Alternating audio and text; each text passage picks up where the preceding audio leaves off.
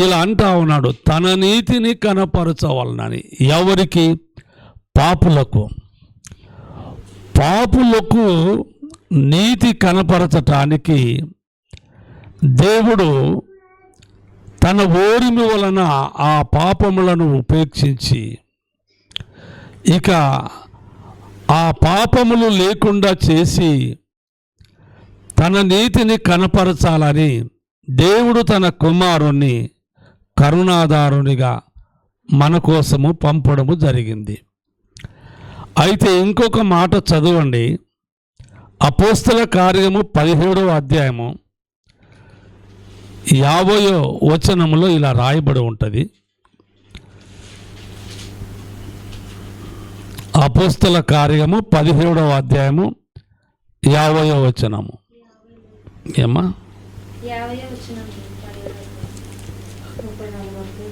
అమ్మా,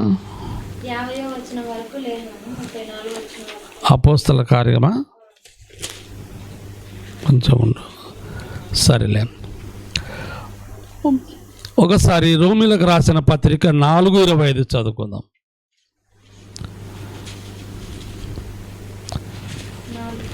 25.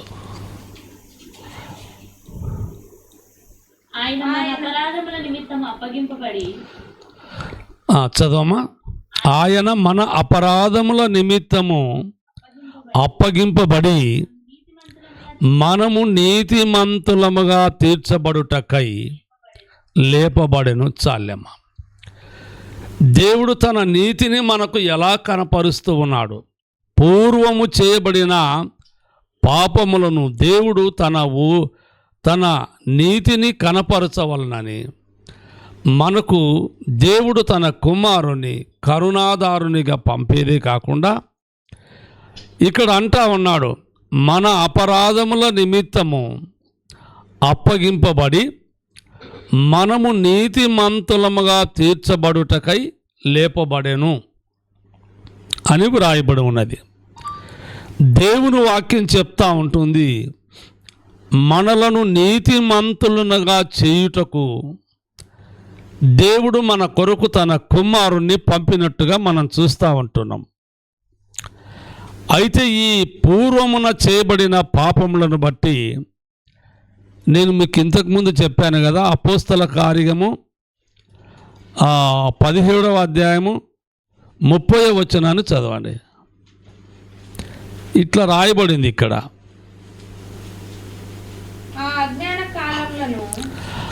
ఆ అజ్ఞాన కాలమున దేవుడు చూచి చూడునట్లుగా ఉండెను. ఇప్పుడైతే అంతటను అందరును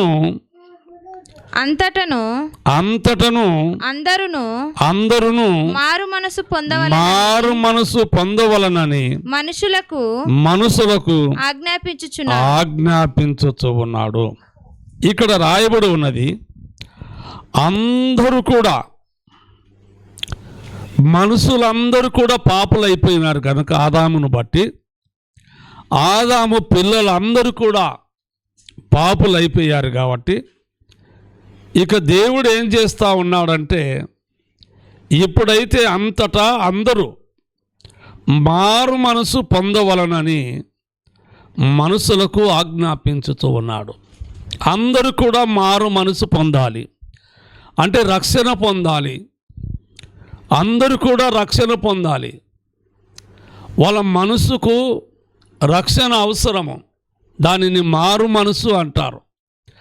మారు మనసు అంటే ఓసారి మనము ఒక విషయాన్ని గమనిస్తే, పొలాల్లో సేద్యం చేసే వాళ్ళ దగ్గర మనం చూస్తే ఎవరు చేనులలో వాళ్ళు పొలాలు దున్నుతూ ఉంటారు. అందులో గెట్లు ఏర్పరచబడి ఉంటాయి. ఆ గెట్ల దగ్గరికి ఎద్దులు పోగానే దానిలో మళ్ళీ ఆ యొక్క పొలములోనే మలుపుతారు. వేరే పొలములోకి దాటనివ్వరు. ఆ గెట్టు దాటనివ్వరు. ఆ దండను దాటనివ్వరు. ఎద్దును వెంటనే మళ్ళీ అదే చేనులోకి మలుపుతాడు. అది మారు మనసుకు సాదృశ్యము. మనిషి మారటానికి యేసుక్రీస్తు ఇలా చేస్తూ ఉన్నాడు. దేవుడు తన కుమారుని కరుణాదారునిగా పంపాడు. తన ఓరిమి వలన మన పాపములను ఉపేక్షించాడు. అయితే మన పాపములు మనలో కనబడకుండానట్లు మన అపరాధముల నిమిత్తము ఆయన అప్పగింపబడి మనమందరము కూడా నీతిమంతులముగా తీర్చబడుట కొరకు ఆయన లేపబడెను అనే మాటను మనం చూస్తూ ఉంటున్నాము. మనము ఏమి కావాలి అని అంటే నీతిమంతులుగా మనం చేయటానికి ఆయన లేపబడాడు. అయితే ఇంకొక మాట కూడా చదవండి. అందులోని రోమీలకు రాసిన పత్రికలో 6వ అధ్యాయము 18వ వచనాన్ని చదువుకుందాము. పాపము నుండి విమోచింపబడి నీతికి దాసులైతిరి, ఇందుకు దేవునికి స్తోత్రము. పౌలు అంటూ ఉన్నాడు, పాపము నుండి విమోచింపబడినారు, నీతికి మీరు దాసులై ఉన్నారు, ఇందుకు దేవునికి నేను స్తోత్రం చెప్తా ఉంటున్నాను. ఎందుకు స్తోత్రం చెప్పాలి అంటే ఇక్కడ కారణం చెప్తా ఉన్నాడు. అందరూ కూడా పాపులు అని పిలువబడుతున్న వారందరూ కూడా నీతికి దాసులైపోతూ ఉన్నారు. నీతికి దాసులవటంలో పౌలు తన సంతోషంలో ఇలా చెప్తా ఉంటున్నాడు, నేను ఊరుకుండలేను, నా దేవునికి స్తోత్రం చెప్తా ఉంటున్నాను, నా దేవుని స్తుతిస్తూ ఉంటున్నాను. కారణం ఏమిటిదంటే పాపములో ఉన్న వారందరూ విమోచింపబడుతూ ఉన్నారు, తర్వాత నీతికి దాసులు అవుతూ ఉన్నారు అని ఒక గొప్ప ఆనందాన్ని వెల్లడిపరుస్తూ ఉంటున్నాడు. ప్రియ సహోదరుడా సహోదరి, పూర్వమున చేయబడిన పాపములను దేవుడు తన ఓరిమి వలన ఉపేక్షించినందున తన నీతిని మనకు కనపరచాలనేదే దేవుని యొక్క గొప్ప ఉద్దేశము. దేవుడు మనకు నీతిని ఇవ్వాలని చాలా ప్రేమ కలిగి ఉన్నాడు. దేవుడు తన నీతిని మనకి ఇవ్వటానికి ఎంత కష్టమైన కూడా భరిస్తున్నాడు. అది సిలువ భారమే కావచ్చు, ఒక్కటి తక్కువ 40 కొరడా దెబ్బల బాధనే కావచ్చు, ఆయన ముఖం మీద ఉమ్మి వేయడమే కావచ్చు, ఆయనను భయంకరంగా హింసించడమే కావచ్చు, వీటన్నిటిని కూడా ఆయన భరిస్తూ ఉన్నాడు అని అంటే ఆయన ఓర్పు గలవాడు. తన ఓర్మి వలన వాటిని ఉపేక్షిస్తున్నాడు. అందుకు మనం అందరము కూడా నీతిమంతులముగా తీర్చబడుతున్నాము. అయితే పాపముల నుండి మనల్ని విమోచింపబడుతూ ఉన్నాము, నీతికి దాసులమైతూ ఉన్నాము అని అంటా ఉన్నాడు. ఎవరు విమోచింపబడుతూ ఉన్నారో, ఎవరు మారు మనసు పొందుతూ ఉన్నారో వాళ్ళందరూ కూడా, విమోచింపబడుతున్న వారందరూ కూడా నీతికి దాసులు అవుతూ ఉన్నారు. ఎందుకు అనగా నీతికి దాసులు అవటం అనేది చాలా గొప్ప ఉద్దేశము. ఇంకొక మాట కూడా చదివితే ఇలా రాయబడి ఉంది. ఆ కొరింథీయులకు రాసిన 2వ పత్రిక 5వ అధ్యాయము 17వ వచనాన్ని చదవండి. కాగా ఎవడైనను క్రీస్తునందున్న ఎడల వాడు నూతన సృష్టి, పాతవి గతించెను, ఇదిగో క్రొత్తవాయను. చాలమ్మ, ఇక్కడ ఒక్క మాట మాత్రమే నేను మీకు చెప్తా ఉంటున్నాను. కాగా ఎవడైనా క్రీస్తునందున్న ఎడల వాడు నూతన సృష్టి. ఇప్పుడు దేవుడు భూమి ఆకాశములను సర్వమును సమస్తమును సృష్టించినాడు. సముద్రాలు కావచ్చు, కొండలు కావచ్చు, లోయలు కావచ్చు, చెట్లు కావచ్చు, ఆ తరువాత ఇక ఈ సర్వ సమస్తములు సముద్రాలు కావచ్చు, మృగములు కావచ్చు, జంతువులు కావచ్చు, ఏమైనప్పటికైనా కూడా ఇవన్నీ సృష్టిలో ఉన్నాయి. సృష్టి సృష్టే. దేవుడు చేసిన సృష్టి యథామామూలుగా ఉంది, భూమి భూమిలాగానే ఉంది, చెట్టు చెట్టులాగానే ఉంది, మృగాలు మృగాలు లాగానే ఉన్నాయి, సముద్రాలు సముద్రలాగానే ఉన్నవి. అయితే ఈ సృష్టిలో ఉన్న మానవుడు మానవుడుగా ఉండి దేవుని నామాన్ని మహిమపరచలేకపోవటానికి కొన్ని కారణాలు జరిగాయి. అందుకు మానవుడు పాపి అయిపోయినందున దేవుడు ఎంతో ఓర్పుతో ఓపికతో మనలను విమోచించాలి అని, దేవుడు తన నీతిని మనకు కనపరచాలి అని, తర్వాత నీతికి మనల్ని దాసులుగా చేయాలి అని దేవుడు ఎన్ని బాధలు సహించుకున్నాడు అని అంటే అవి ఆయనకు మాత్రమే తెలుసు, కానీ ఇక భూమి మీద ఉన్న వాళ్ళకు సమంగా తెలియదు. ఎలాగో దేవుని ప్రకటిస్తూ ఉంటున్నాం, మంచిది. కానీ ఇక్కడ అంటున్నాడు, ఎవడైనను ఆ క్రీస్తునందున్న ఎడల వాడు నూతన సృష్టి. ఎప్పుడు కూడా నూతనంగానే ఉంటాడు. అంటే వాడు విమోచింపబడిన వాడు, పాపములలో లేనివాడు, యేసు రక్తములో కడగబడినవాడు, అంటే రక్షణ పొందినవాడు, నీతి పొందినవాడు, సమాధానము పొందినవాడు, పరిశుద్ధతను పొందినవాడు, దేవుని రాజ్యమునకు వారసుడుగా మారిపోయాడు. కాబట్టి ఇక్కడ ఏమంటున్నాడంటే వాడు నూతన సృష్టి. క్రీస్తులో ఉన్నవాడు నూతన సృష్టి. వాడు బీదవాడు కావచ్చు, వానికి ఆస్తి లేకపోవచ్చు, వెండి బంగారాలు లేకపోవచ్చు, ఇల్లు లేకపోవచ్చు, కానీ క్రీస్తులో ఉన్నవాడు పరిశుద్ధుడు, నీతిమంతుడు, నీతికి దాసులైన వారు, విమోచింపబడిన వారు, నీతిమంతులుగా తీర్చబడిన వారు, ఇలాగున తెలియచేస్తూ ఉంటున్నాడు. అయితే దేవుని బిడ్డలారా గమనించండి, దేవుని వాక్యమును చాలా జాగ్రత్తగా గమనించాలి. దేవుని వాక్యములో ఉన్న సత్యమును మనము గమనించటానికి ఇంకొక మాట చదువుదాము. చూడండి, ఇలా వ్రాయబడి ఉన్నది. అందులోనే 19వ వచనం చదవండి. కొరింథీయులకు రాసిన 2వ పత్రిక 5వ అధ్యాయము 19వ వచనం చదవండి. అదేమనగా దేవుడు వారి అపరాధములను వారి మీద మోపక క్రీస్తునందు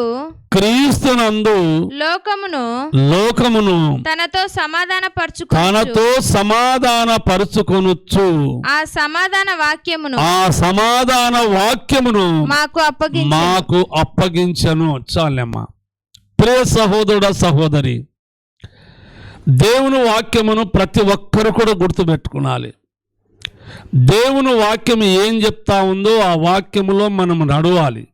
ఆ వాక్యమునకు మనము అప్పగింపబడిన వారంగా ఉండాలి. ఇక్కడ కూడా చూడండి, అదేమనగా దేవుడు వారి అపరాధములను వారి మీద మోపక, మనము అపరాధులము అని, మనము పాపులము అని, దుర్మార్గులము అని నిజంగా మనల్ని అలా ఎంచకుండా, ఆ భారమంతా, ఆ శిక్ష అంతా మన మీద మోపకుండా దేవుడు ఏం చేశాడంట, క్రీస్తునందు లోకమును తనతో సమాధానపరుచుకొనుచు ఆ సమాధాన వాక్యమును మాకు అప్పగించను అని మనం చూస్తూ ఉంటున్నాం. దేవుడు మనలను తనతో పాటు సమాధానపరుచుకుంటున్నాడు. ఇది దేవుడే చేస్తూ ఉన్నాడు ఈ విధముగా. కారణం ఏమిటిదంటే ఇక్కడ ఒక మాట మనం చూస్తూ ఉంటున్నాము, మన అపరాధములను మన మీద మోపలేదు, దేవుడు తన కుమారుని మీద మోపాడు.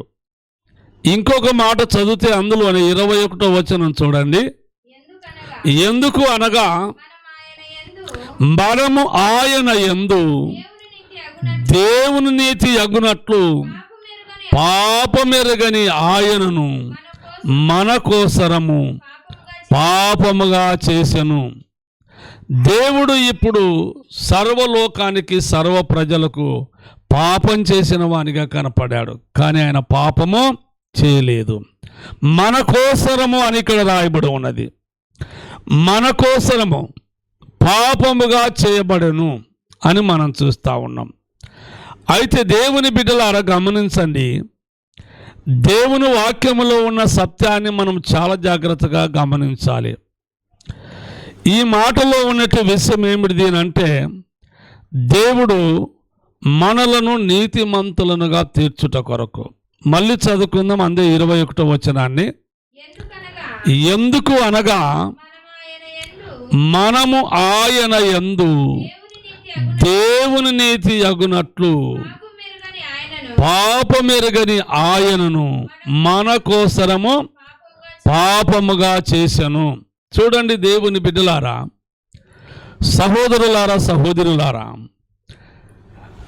దేవుడు మన కొరకు పాపి అయిపోయాడు, పాపముగా చేయబడ్డాడు. మనమేమో నీతిమంతులముగా చేయబడి ఉన్నాం. ఇప్పుడు ఈ రెండు ఒప్పుకొనాలి. దీనినే సువార్త అంటారు. మన కొరకేమో పాపిగా ఎంచబడినాడు, మనము ఆయన కొరకు నీతిమంతులముగా ఎంచాడు దేవుడే. అందుకోసము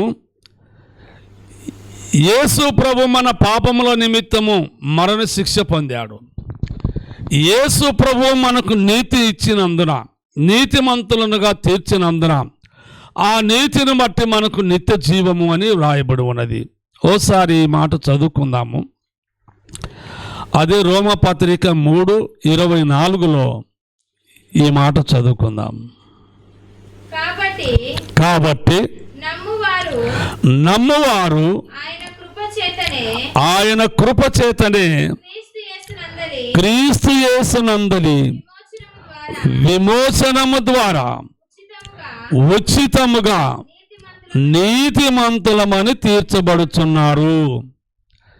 ఎవరు డబ్బు కట్టలే.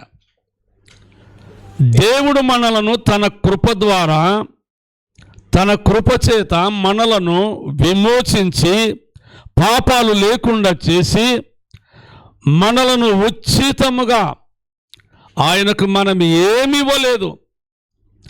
ఒక మాట మనం ఆయనను అడగాల్సింది, ప్రభువా 40 రోజులు ఉపవాసం ఉన్నాను కదా, అందును బట్టి నన్ను నీతిమంతునిగా తీర్చావా, గనుక నిజంగా 40 రోజులు ఉపవాసం చేసినాను, నా పాపం పోవాలని, అందును బట్టి నేను నీతిమంతునిగా తీర్చబడి ఉన్నానని నాకు ఆనందం అవుతుంది అని అంటే, అలా కాదు, నువ్వు తప్పు మాట్లాడుతున్నావు. నేను నిన్ను ఉచితముగా నిన్ను విమోచించి ఉన్నాను, ఉచితముగా నా కృప చేత నిన్ను నీతిమంతునిగా తీర్చాను, నీతికి దాసునిగా చేశాను నిన్ను. ఇక ఈ విధముగా నేను నిన్ను ఉచితముగా నీతిమంతునిగా మీరు తీర్చబడి ఉన్నారు. మీరేమి నా కొరకు చేయవలసిన అక్కర లేదు. నీతిమంతులు గనుక మీరు నన్ను ఆరాధించాలి.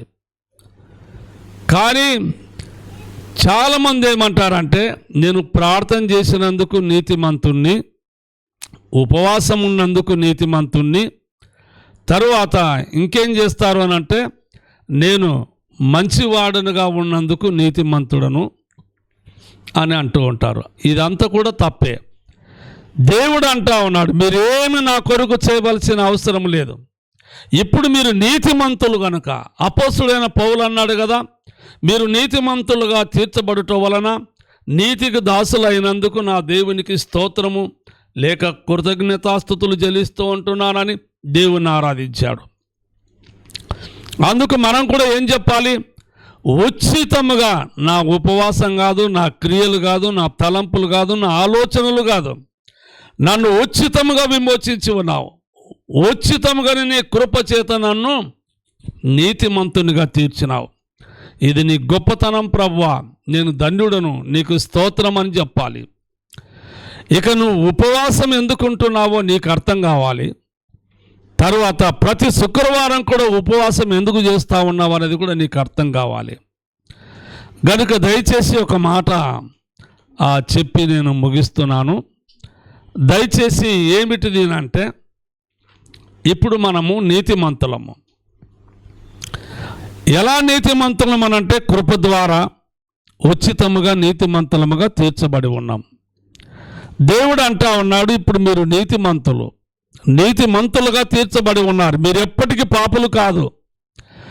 పాపులు అనుకొనుట అది ప్రమాదకరము. అట్లా అనుకోద్దు. మీరు మిమ్మల్ని విమోచించి ఉన్నాను గనుక మీరు నీతికి దాసులై ఉన్నారు, అందుకు మీరు నీతిమంతులు అని దేవుడు ఒప్పుకుంటున్నాడు. నేను మీ కొరకు పాపిగా ఎంచబడి ఉన్నాను, అయితే మీరు పరలోకములో ప్రవేశించటానికి నీతిమంతులుగా ఎంచబడి ఉన్నారు గనుక మీరు నీతి చేయలేదు, నేను పాపము చేయలేదు. నా నీతి ద్వారా మీకు పరలోకం వస్తా ఉంది, మీ పాపము ద్వారా నాకు మరణశిక్ష విధింపబడింది, 3వ దినమున సజీవుడుగా లేచాను అని చెప్తా ఉంటున్నాడు. గనుక ఈ వాక్యమును వింటూ ఉన్నప్పుడు ఈ వాక్యమునకు మనము అంగీకరించిన వారమై నిజంగా దేవుడు చేసిన ఒక గొప్ప మేలేమిటిదంటే ఉచితంగా మనలను నీతిమంతులనుగా తీర్చాడు. నిజంగా దేవునంతటి నీతిని దేవుడు మనకు ఇచ్చినాడని 21వ వచనంలో మనం చదువుకున్నాం. ఈ వాక్యమును బట్టి ఇంకా మన జీవితాలు, అనేక మంది జీవితాలు దేవుడు సమృద్ధిగా నడిపించనుగాక. ప్రార్థన చేసుకుందాం. పరిశుద్ధుడా, పరమ తండ్రి, మహోన్నతుడవైన మా దేవుడా, నీకు స్తోత్రాలు. నీ కుమారుడైన యేసుక్రీస్తు దివ్యనామమున నేను స్తుతిస్తున్నాం. ఇక పూర్వము చేయబడిన పాపములను మీరు ఓర్మి చేత ఉపేక్షించారు. ప్రభువానికి స్తోత్రాలు. అయితే మాకున్న ఈ పాపాలను మాలో ఉండకుండా మమ్మల్ని విమోచించి నీతిమంతులనుగా తీర్చి నీతికి దాసులనుగా చేసి ఉచితమైన కృప ద్వారా మీరు ఉచితంగానే నీతిమంతులుగా తీర్చబడి ఉన్నారని సెలవిచ్చి ఉన్నావు. ఇందులో మా క్రియలు, మా పనులు, మా తలంపులు వీటికి మేము అంటగట్టవలసిన అవసరము లేదు ప్రభువా. నిజంగా నీ కృప చేత మమ్మల్ని ఉచితముగా నీతిమంతులనుగా చేసినందుకు మేము సంతోషిస్తున్నాం. నీకు స్తోత్రం చెప్తా ఉంటున్నాం. మేము ధన్యులము, నువ్వు మా దేవుడు వింటున్నావు. వింటున్న వారందరూ కూడా ప్రభువా నీ వాక్యమునకు తల వంచి నీ వాక్యం ఎదుట ఆనందపడి మేము కూడా ఉచితముగా నీతిమంతులముగా తీర్చబడి ఉన్నామని అత్యానంద భరితులై నీ నామాన్ని మహిమపరిచే కృప అందరికీ మీరు అనుగ్రహించి ఉన్నారని నీకే స్తుతులు స్తోత్రాలు సమర్పించుకుంటూ యేసుక్రీస్తు దివ్యనామమున అడిగి వేడుకుంటున్నాం మా పరమ తండ్రి. ఆమెన్. యేసునామమున అందరికీ వందనాలు. Praise the lord.